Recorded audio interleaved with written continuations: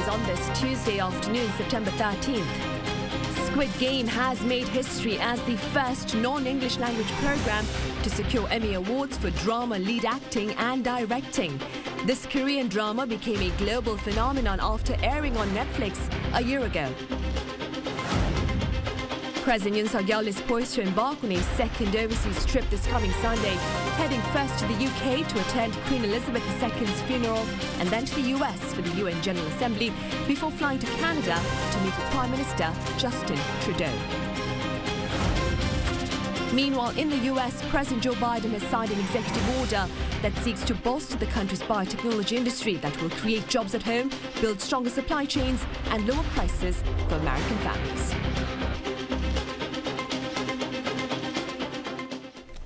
The Netflix original K-drama series Squid Game has made history at the 74th Primetime Emmy Awards. Now, director Hwang Dong-hyuk is bringing home the Outstanding Directing for a Drama Series honour, while lead actor Lee Jung-jae has clinched the trophy for Best Actor in Drama. They are both the first Koreans and the first actor and director of a non-English series to win Emmy titles. Squid Game now has a total of 6 Emmy Awards and 14 nominations.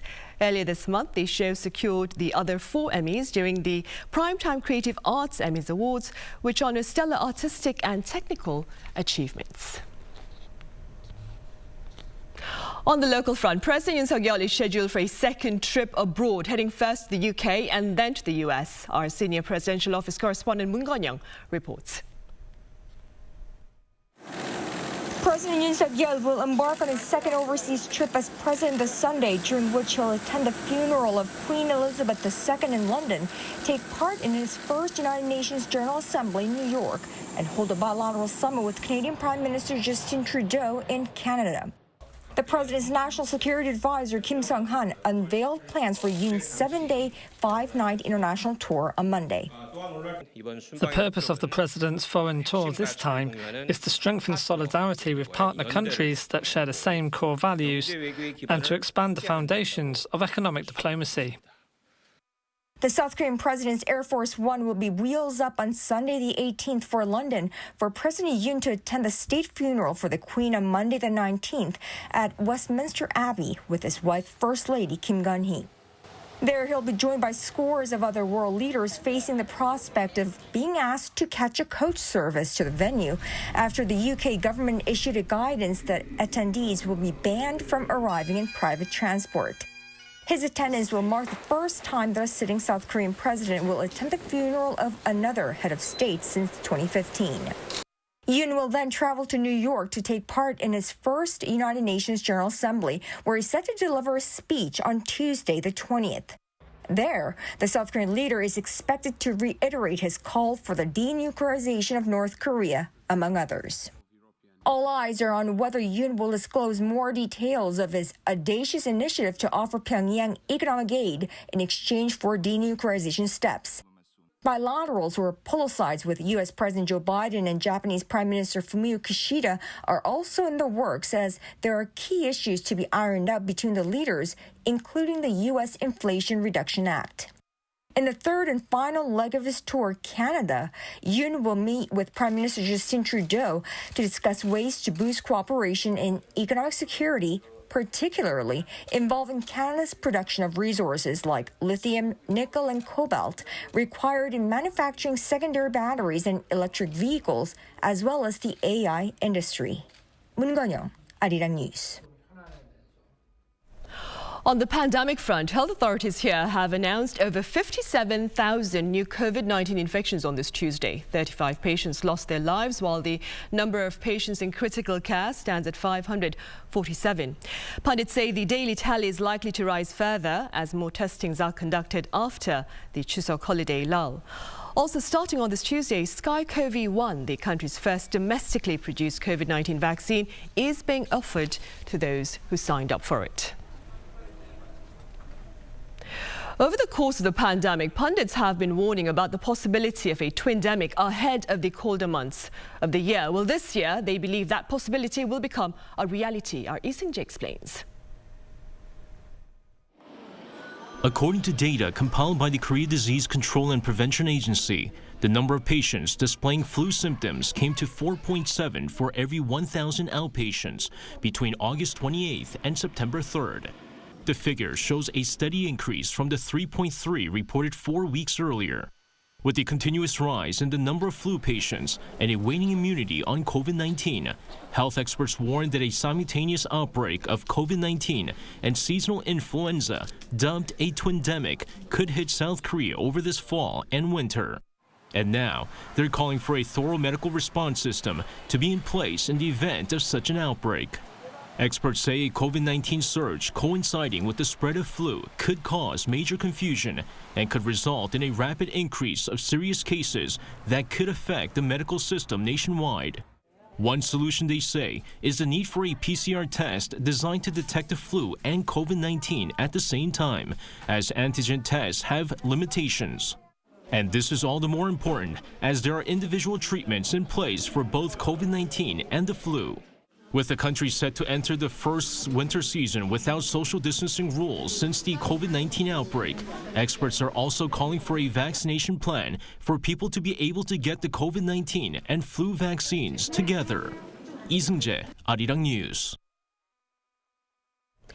In other news, the government is pushing for stronger fiscal rules to rein in spending. Speaking on Tuesday at an emergency economic ministers meeting, Finance Minister Chuseok said the new rules are likely to go into effect once the legislation process ends at the National Assembly.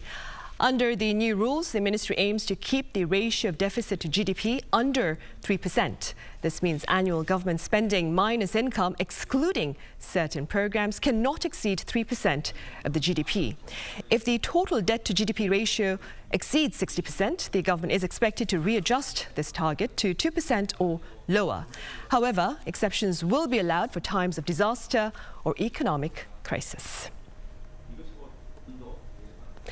Meanwhile, it's a battle of prices amid the inflation here. Major supermarkets are offering popular dining options like chicken and pizza at half prices, much to the delight of customers and discontent of restaurant franchises. Arirang has more.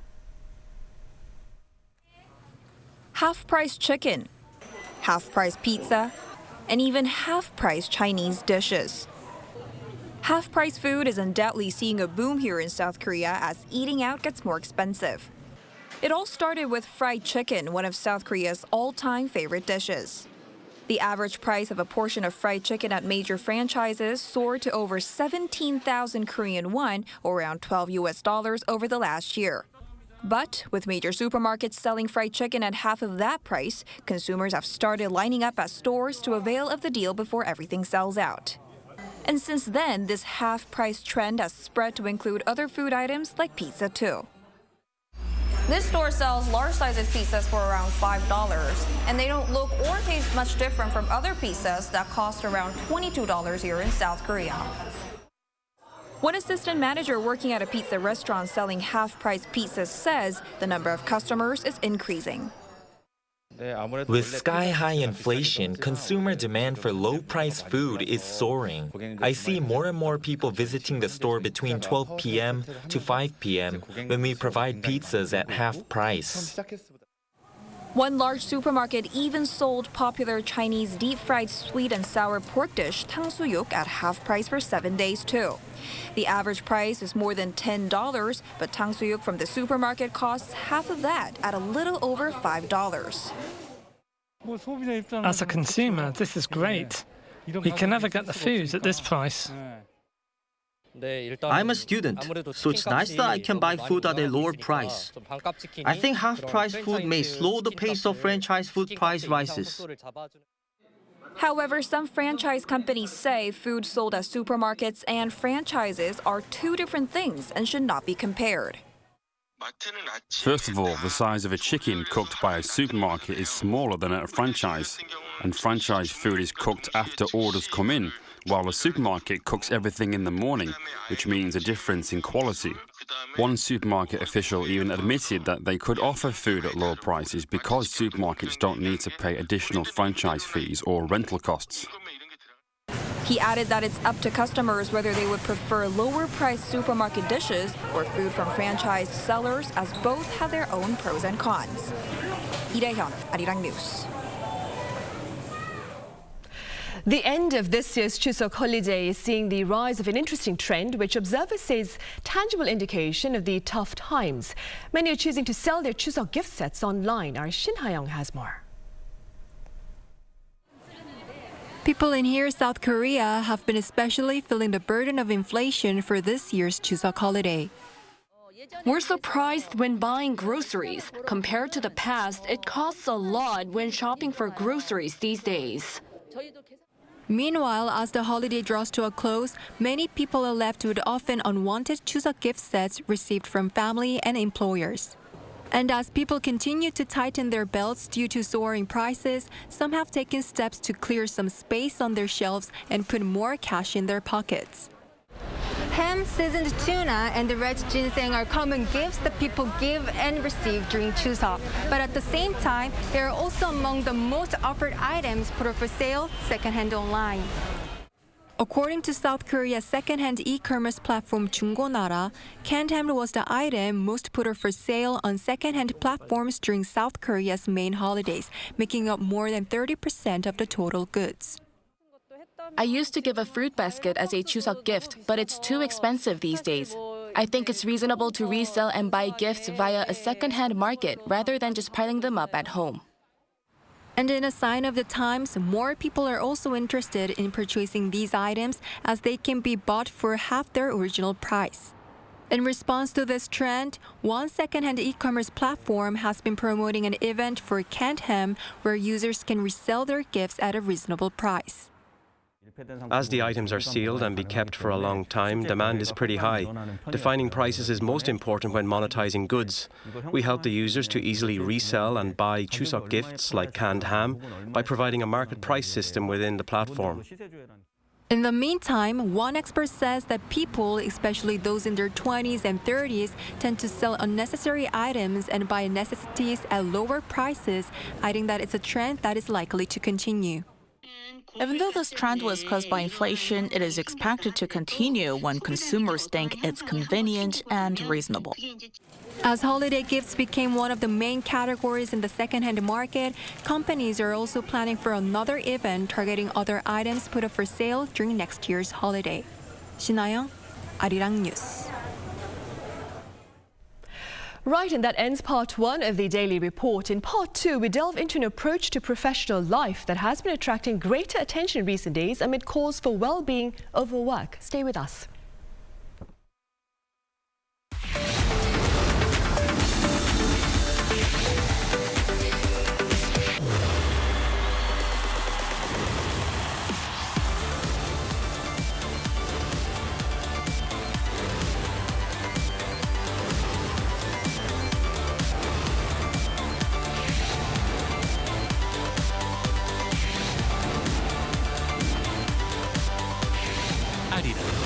What matters?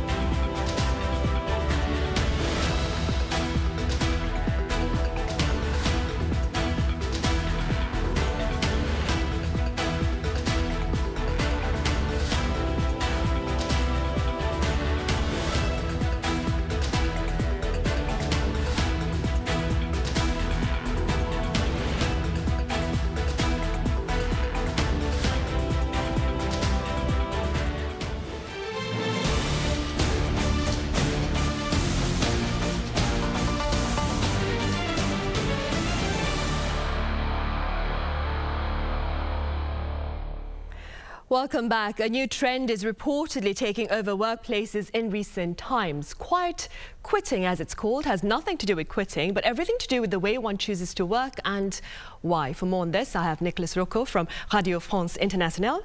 Nicolas, it's great to have you back. Great to be back, Sunny. I also have Alex Christian over in London live on the line. Alex, it's a pleasure. Hey, nice to meet you. Right, Nicolas, we'll start here then. Let's begin with a few words on the origin of the trend quiet quitting. Well, it started on TikTok with a video posted around the end of July by an American TikToker, basically saying that work is not life and that your life shouldn't be limited by the professional aspects of it. Since then, I mean, it has evolved. As I checked yesterday, there were 115 million views on the hashtag quiet quitting and even more on similar hashtag. My understanding of it is that the idea is that you should not limit yourself to work and that you should work the amount of hours that's expected of you, but not more, and try to find a healthy balance between your professional and your personal life. What is funny is that we have seen a similar tendency in China a few years ago with a phenomenon called tanping, which literally means lying down, and I mean, it's overall criticism of the working culture in China, and maybe a bit more broader of the social culture of China. Basically, the idea was like, we are young Chinese that don't want to focus our life only on work. We don't want to necessarily buy the new apartment. We don't want to necessarily be married in the time the society tells us to. And it's a global discourse, a global speech that is trying to focus on a healthier work-personal life balance. Right. And Alex, you've covered this trend quite a bit yourself. And in one of your more recent articles, you say quiet quitting is nothing new and has been happening for decades. Do you care to elaborate? Yeah, well, if you think about it, disengagement amongst the workforce isn't new. In generations past, workers had less social mobility than they do today. There were fewer jobs and opportunities to move, and there's also greater stigma attached to quitting and changing companies in the first place. So a degree of quiet quitting, even though it wasn't called that back then, but almost like not being fully engaged at work and not going the extra mile, it made sense because for whatever reason, workers felt stuck. And I think that's what's happening now. Workers feel stuck, so they're quiet quitting. What's happened more in recent times, before the pandemic, is we saw like a rise of coasting, just not going for the extra mile for your employer for whatever reason. And it's usually down to personal reasons, your personal life. People want to craft work more around their lives, around whatever is going on in their personal life. But I think what's happened following COVID, because it's been a challenge for a lot of people, and it's been it's gone on for quite a while now. I think it's just taken on a new dimension. It's been packaged up as quiet quitting, and obviously it's gone viral on TikTok. So although it's nothing new, the packaging is very different, and that's why it's taken off, I think. Right, and beyond the UK, Nicolas, the trend is also taking tangible shape over in France, I understand. What has been the public response there? I mean, are quiet quitters regarded as workers seeking work-life balance, as you mentioned earlier, or are they simply slackers? Well, I mean, what said Alex reminds me that in France, we've seen headlines of newspapers saying French people don't want to work. Every 5 years, it comes back and over again. But this recent trend, I mean, it's been talked to between young people. Actually, when I was in Paris this summer, I discussed the matter with other friends. And funnily enough, we identify maybe quiet quitters more as people that are in the companies we work with, that are maybe a bit more age and not especially Gen Zs or those types of generation, but people that are in a comfortable situation, that know they won't get fired anyway, that just, you know, are now willing to put the effort in anymore, and I mean, definitely those people are not going to be viewed positively in the company, because maybe, you know, the work that they don't do, that they don't push themselves forward. If other people do, I mean, some colleagues might you know, consider that they're going to take the work that the others are not doing. But I mean, as a more global issue, I think in France we really value our personal life. There's like very strict laws in matters of, you know, the amount of vacation that we need to have, the amount of work we can do weeks. 35 hours of work a week can be pushed actually to 40, and 5 weeks of vacation per year. So I think people that are trying to seek a healthy balance between personal life and work life are not necessarily seen negatively, and I think it's an overall trend that's happening in France, and people are questioning, you know, the use of putting all your life into your professional life. Right, I see. Alex, Harvard's Business Review claims that quiet quitting is about bad bosses and not bad employees. How do you respond to this assessment based on your coverage of the trend thus far? I would generally agree with that. I think there can be an unfortunate narrative that, for whatever reason, people don't want to work, and that's they're being lazy, and that's simply not the case. If a worker was to be lazy, that would mean, and they decide to quit just because they don't want to do the job, because out of laziness. Think about it, that's 8 hours a day minimum, 5 days a week typically. That's a very, very long time to do something that you're not enjoying. To me, I think that sounds like torturous. So I don't think it's a case of people being lazy. There is a reason why someone decides, you know what, I think I need to quit, I need to not give my all to this job. And it's usually down to underlying causes, and that can result from bad management.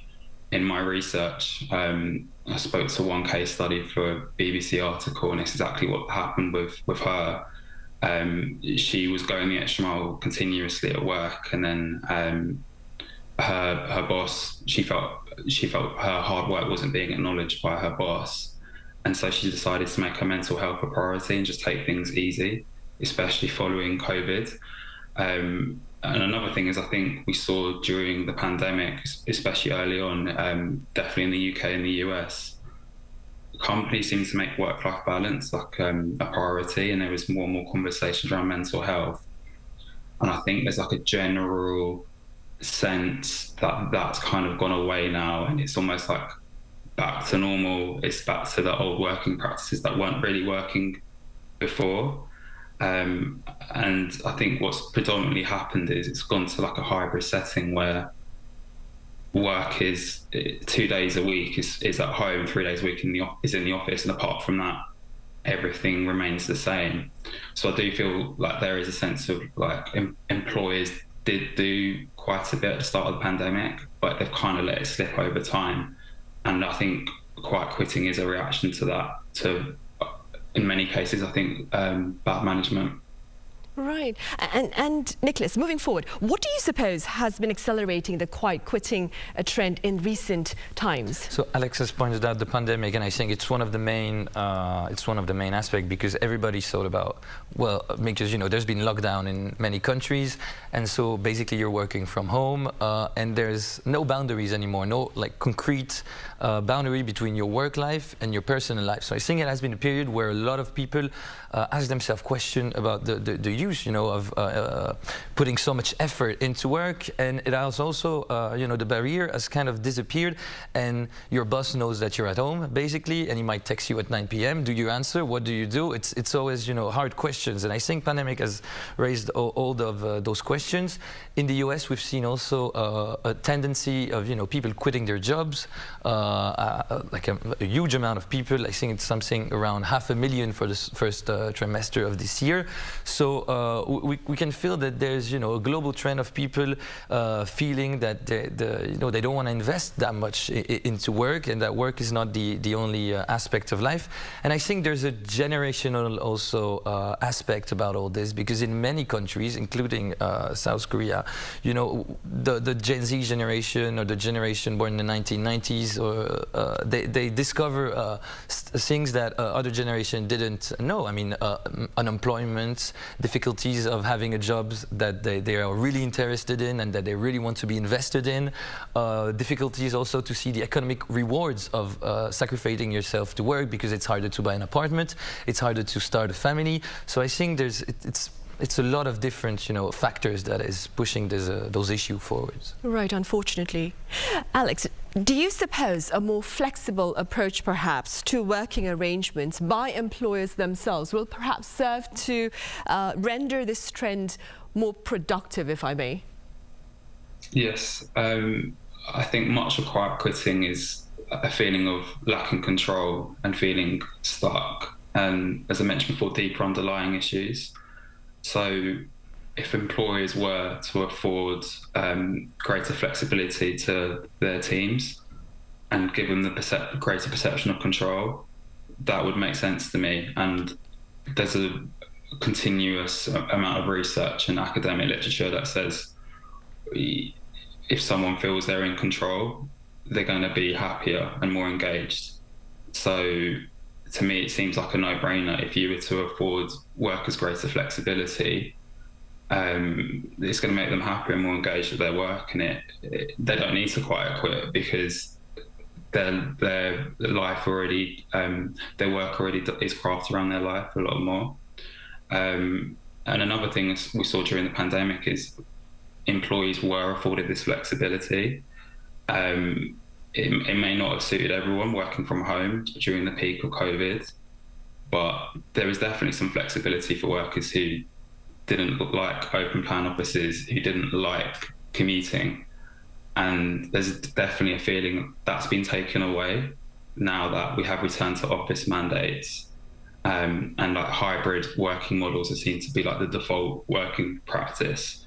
So when someone feels like something's been taken away from them, they can be upset about that. And again, this goes into quiet quitting. I feel a feeling of being stuck and lacking control. So yeah, it's a no-brainer to me. If you give workers more autonomy and trust, they're going to be happier. Right.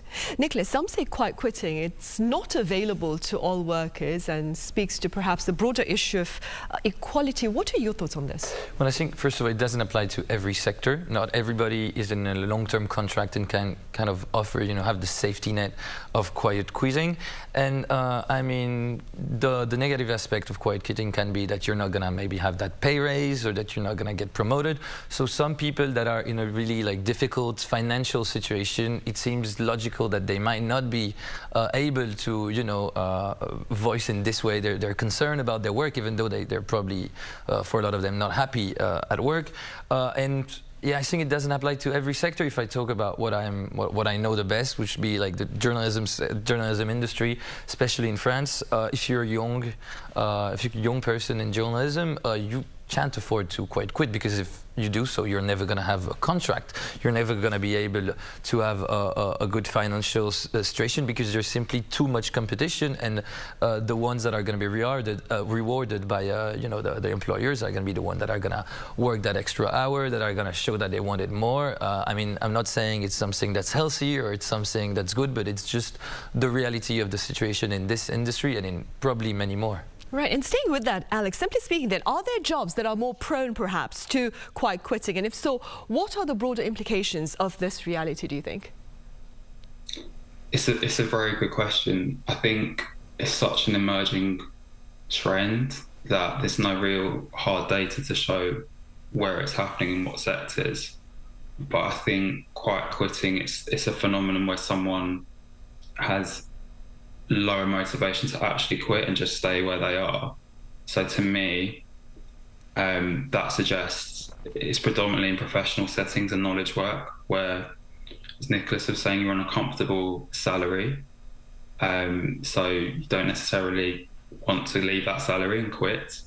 And the other thing is where I think it's predominantly office-based work, is there's fewer tangible outputs of work compared to, say, a customer-facing role, or say in manufacturing where you have tangible outputs. You can see if someone's productivity is massively slipped. I think in knowledge work, it's a lot harder to measure someone's productivity. So I think it's easier to get away with quiet quitting, if you will.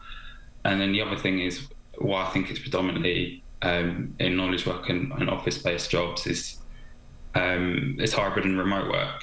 If you are away from the office at least 2 or 3 days a week, it's easier to quiet quit because you don't have the boss looking at you so much. It's all digital and virtual, so it's easier to pull away and not give your extra mile, I think. So even though we can't say definitively where it's happening, I think it's likely to be mostly in professional settings.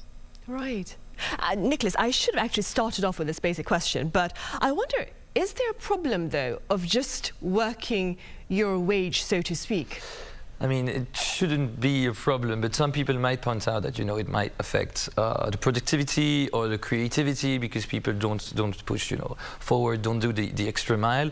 But I think the bigger issue is maybe presenteeism, the fact that people are going to stay at work longer just to show that, I'm here, I want it more than the other colleagues, and that kind of, inner competition into the company. It's something that's definitely happening in France. From my understanding here in Korea, it's also something that in big companies, you have to show that you're staying late, you have to show that you're here.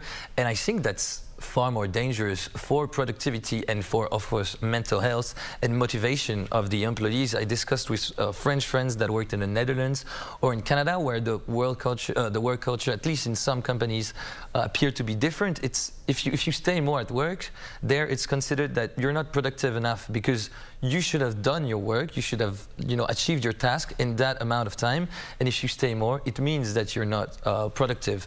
Of course, it's not a perfect system either, but it makes us think a bit outside of the box, and it's maybe healthier and gets employees more motivated because they know that I'm done by 4, so I should finish this and then go on with my personal life.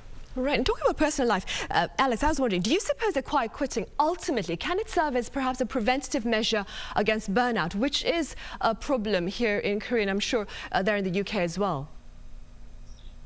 Yes, definitely. Ultimately, quiet quitting is recrafting the boundaries of work around life, and I think it's ultimately a mental health conversation. No one wants to have burnout and to feel exhausted. It has huge ramifications beyond your work, and it's a crippling effect on your personal life and your health. So I think that the rhetoric around quiet quitting, I remember the original TikTok, the user who posted it was saying quiet quitting is just like shutting down your laptop at 5 p.m. and not checking your emails beyond 5 p.m. And then to me, that just doesn't sound like quiet quitting. I just think those are healthy working practices. You don't always have to go beyond your contracted hours. And I think there were many unhealthy working practices before COVID, such as always on presenteeism. But I think that's really ramped up now. As Nicholas was saying, those physical boundaries of the office have been removed. So you used to have that hard 5 p.m, 6 p.m. cutoff where people would start to go home. That's been removed now with digital work. You can always check your emails wherever you go. It follows you around in your pocket. So I think quiet quitting is to prevent burnout and to just redress those lines between work and life. And the other thing is, I think people feel like they've run a marathon through COVID and it hasn't actually ended. That finish line always it's further and further over the horizon. Of course. And I just think people are exhausted. So it makes sense where some people might think, I've given my all at work recently.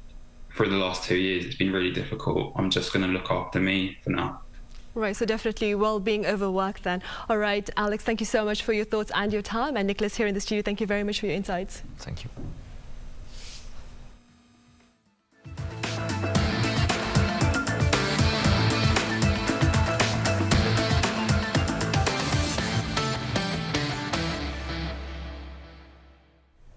In Scotland, the public there is bidding farewell to Queen Elizabeth II as she lies in state in Edinburgh until 5 p.m. Tuesday local time before heading to London, where a lying in state will begin in Westminster Hall on Wednesday. For now, our Song Yujin has more on the protocols that took place earlier in the Scottish capital city.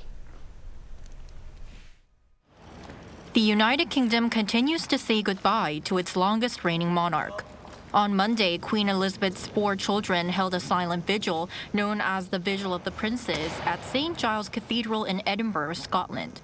With their heads bowed, King Charles III, Princess Anne, Princes Andrew and Edward positioned themselves at each side of their mother's coffin and stood guard for 10 minutes. The Crown of Scotland was placed on the coffin, which was draped in the royal standard of the United Kingdom. The coffin had been brought to the cathedral earlier in the day from the Palace of Holyrood House, the monarch's official residence in Scotland.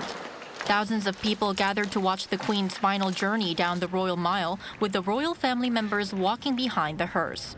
An estimated 20,000 mourners lined up all day to enter the cathedral, where Britain's longest-serving monarch is lying at rest, to pay their final respects. Officials say the public will be welcomed into the cathedral until Tuesday afternoon.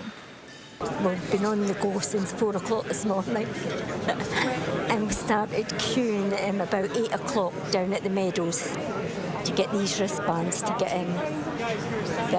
It's been worth it. It's been worth it. It's a memory we'll never forget. And we've travelled up from Durham, and you pay that ultimate respect to someone who's led us, guided us with humanity and courage, and then to see her like lying in state like that, just it's the awe of it all. The Queen's coffin will be flown to London on Tuesday evening. It will then travel to Buckingham Palace, where it will be met by the King and Queen Consort. From Wednesday, the Queen will once again lay in state, this time at Westminster Hall. The late monarch's coffin will remain there until Monday, September 19th, the day of her state funeral. 송유진, Arirang News. In the U.S., President Joe Biden on Monday local time signed an executive order to further bolster the country's manufacturing capacity. This time the focus is the biosector, and the goal is to make sure that what's invented in the U.S. is also made there to allow for affordable costs for American consumers. According to the White House, investments into the biosector will be expanded and an actual sum will be shared this week. Pundits, meanwhile, believe this latest initiative may lead to repercussions for South Korea as the U.S. seeks to ease its external reliance. Ukrainian troops have staged an impressive counteroffensive in the northeastern part of their country to regain control of many towns earlier seized by Russian forces. Our Kim Yo-sun has more on this latest turn of events. Marking 200 days since the beginning of Russia's full-scale invasion, Ukraine has staged a massive counteroffensive against Russian forces. In the highly anticipated counterattack, Ukrainian forces have successfully taken back large areas of territory in the northeastern region of Kharkiv, which had previously been under Russian control.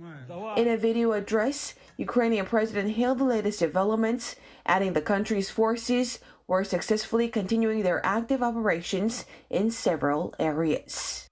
Up to now, the armed forces of Ukraine have liberated and taken control of about 30 settlements in the Kharkiv region. In a number of villages in the area, activities to check and secure the territory are ongoing. Gradually, we take over new settlements. Everywhere we return the Ukrainian flag and safety to our people. Ukrainian authorities say joyful residents returned to former frontline villages on Monday. The country's general staff said the people are crying and joyful. Thanks God we have it. We are grateful to our armed forces, our boys, and the courage of our heroes. Ukraine will prevail. I'm very happy and hopeful. I'm praying to all the gods of the world for us to win and for things to calm down at least. After thousands of Russian troops pulled back from the region, leaving behind ammunition and equipment, Moscow fired missiles at power stations on Sunday, resulting in blackouts in Kharkiv and the surrounding regions. Russian strikes continued throughout Monday, with Ukrainian authorities denouncing the attacks as retaliation against civilian targets for Moscow's military setbacks. Kim Hyun-san, Arirang News. On a light note now, an exhibition at the National Folk Museum of Korea here in Seoul is offering visitors a chance to delve into K-fantasy. Our culture correspondent Kim Hyun-sung has some of the tantalizing tales. Imagine this. You're dozing off at a bus stop one summer's night, waiting for your ride, when suddenly you wake up in the mystical world of Korean folklore. Welcome to the mysterious village. From dragon gods that bring rain to shape-shifting mountain gods that guard villages, the exhibit Mysterious Village guides you into the world of Korean deities. Our culture also has very fun myths. We wanted to introduce our myths and the roles of God in them. For example, the Korean goblin known as 도깨비 has a fishery myth that many people don't know about. Fishermen used to believe that the goblin 도깨비 cast a luminous blue light over the ocean. If they followed the light, they were sure to find a big catch. Korean folktales also have gods that guide over the household, and these gods are often disguised as ordinary objects. Visitors can feel like they're part of the exhibit by using an app that uses augmented reality. If you scan the AR marker on the wall, it helps you collect a character of a Korean god. Collect all of the characters to finish the village quest. Visitors can download the app through this QR code at the entrance of the exhibit. And this immersive experience is easy for everyone to enjoy. Oh, it's really cool. I mean, I've been to a lot of museums and this exhibition was really interesting and different. Fantastic. I think that it is a great way of showing more about the South Korean culture and to make tourists learn more about how do you see like these kind of topics that are exhibited here. And this exhibit will continue until the 11th of October at the National Folk Museum inside Gyeongbokgung Palace. So take a stroll around the palace and then come dive into this mythical world. Kim Hyun-sung, Arirang News. September is the month of raising awareness about the importance of ear care and that of hearing, as well as its loss over time, especially among the elderly here in Korea. Our Shin Yeon reports on their plight and efforts to address it. Once a month, Kang Bong-sun has to come to the hospital and get regular checkups. It's been 2 years since he partially lost his hearing, and he still has to visit the hospital regularly to check up on his hearing aid and do rehabilitation exercises. Being 74, it's not that easy for him. It's quite a lot of work, but I know it's important because if I don't get regular checkups, my hearing seems to get worse. I think we need to raise awareness of hearing loss itself to make treatment more accessible and easier to do in our daily lives. 3 out of 10 patients express discomfort, even after wearing a hearing aid. Doctors said this is only natural because hearing loss requires regular monitoring and care. With that, it's the only sensory disorder that can almost be completely cured. If the hospital is too far for patients, they tend not to come and get regular checkups. Then a problem will be found in their hearing aid. They'll also be slacking off on their rehab. Eventually, they'll lose more of their ability to hear. Normally, as part of their rehabilitation, patients would come inside big rooms like this at the hospital. Once they're in here, they'll try to detect sounds coming from all different directions.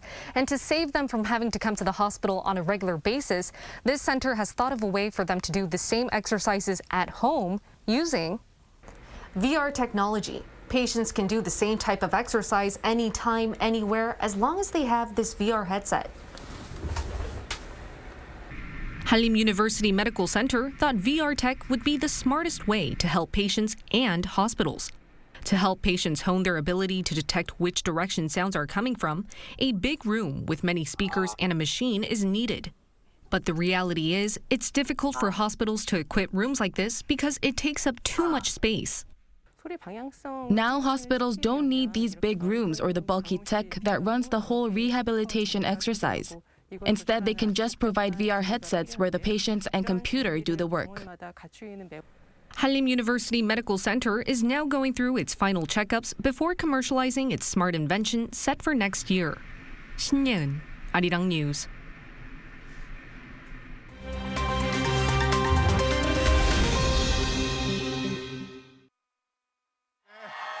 Let's take a look at what's going on in the world now. In Sweden, the country wraps up counting votes in its latest general election. With 95% of the vote counted so far, it appears the tables have turned in Swedish politics following Sunday's election. It now looks likely a right-wing coalition led by the Sweden Democrats will win the majority in parliament by a single seat. Right now, the bloc holds 49.7% of the vote, just 0.7% ahead of the opposing four-party opposition coalition. If the results are confirmed, this would be the first time in 8 years that the Social Democrats would fail to lead the country's government. The final tally will be known Wednesday after votes from abroad and some early votes are counted.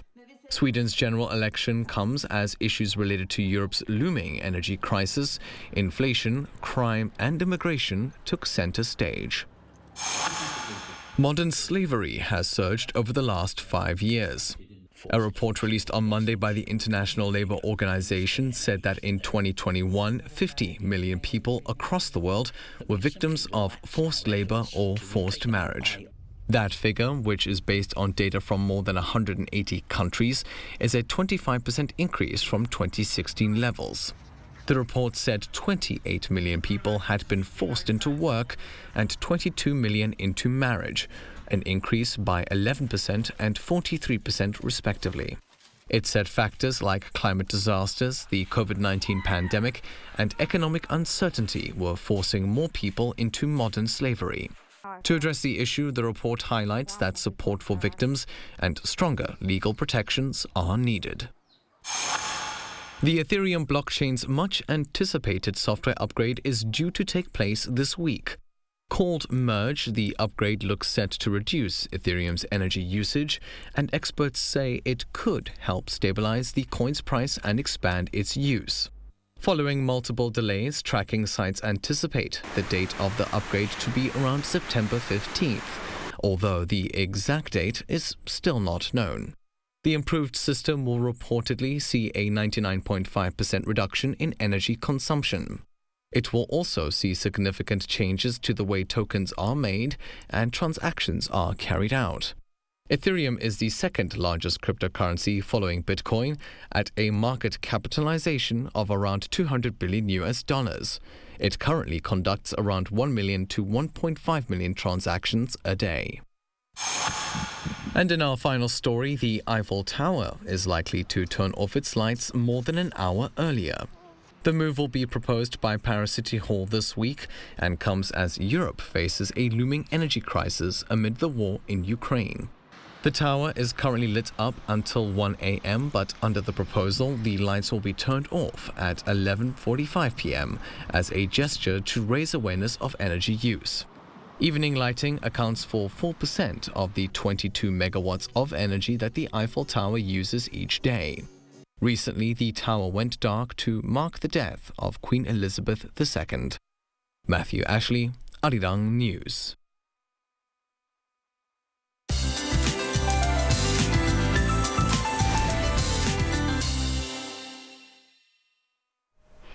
Good Tuesday afternoon. You do need an umbrella today if you're in southern regions or Jeju, as parts of Jeju Island will have the bulk of the heavy rain with up to 120 millimeters and 50 millimeters for the west, south regions and the west coast until tomorrow, which can be accompanied with strong gust or lightning. And rain is in the forecast for the capital from tomorrow.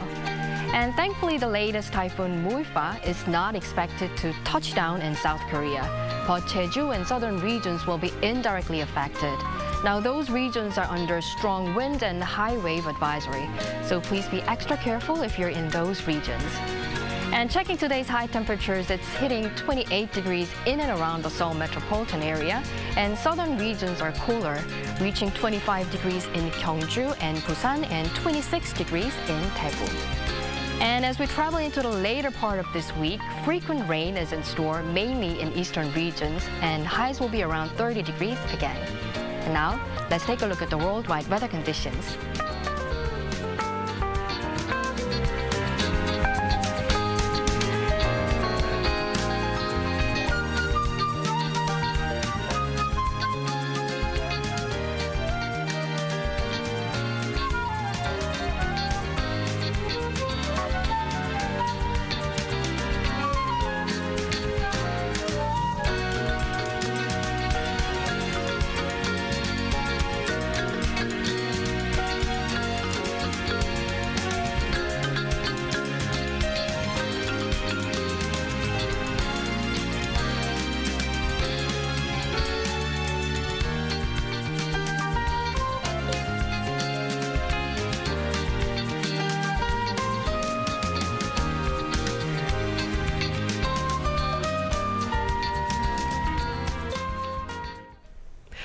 And on that note, we say goodbye. We'll be back same time tomorrow. That is Wednesday with more coverage. See you then. Thank you for now.